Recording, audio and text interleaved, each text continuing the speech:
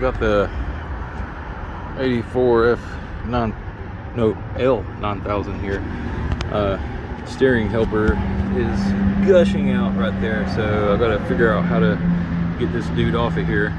I was looking, haven't found anything really yet. It's connected somehow, the swivelly end there. I don't know. I guess we'll learn together. This part looks straightforward. I guess I'm gonna try to loosen that, maybe separate that knuckle there. We'll see how it goes. All right, I got her loose. I was able just to loosen up this collar.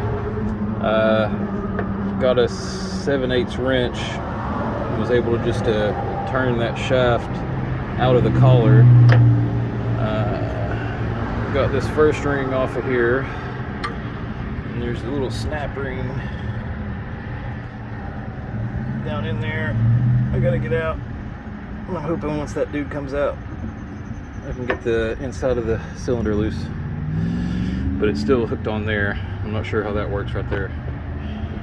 I'm gonna show you guys what I've figured out here. I've got the cylinder tied up here.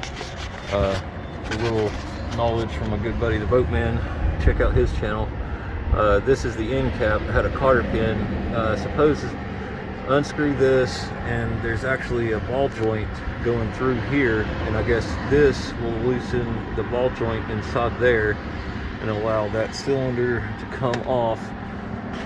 What's happened, I can't get the end cap off. I'm afraid I'm going to break something, so I guess I'm going to try to get the whole cylinder out, try to get the end cap off that way. Alright, what I wound up having to do, I took a chisel, cut the chisel, kind of blunted the tip. I need to blunt it a little better, I guess. But that will fit in the 5/8 socket. And that way I can get in between this and the bumper, because there's really not much space right there. But that will give me just enough room with the pry bar to get this dude up in there and unscrew it. Alright, I'm not gonna lie, that's kind of a booger. That's the inside. Got that dude loose. Here's the ball joint part. Now, of course, in the position I had it in, where the shaft was running up and towards the top, the nut was hitting this bolt, so I wound up having to swivel the shaft back around like so, and it took the bolt out from up in here.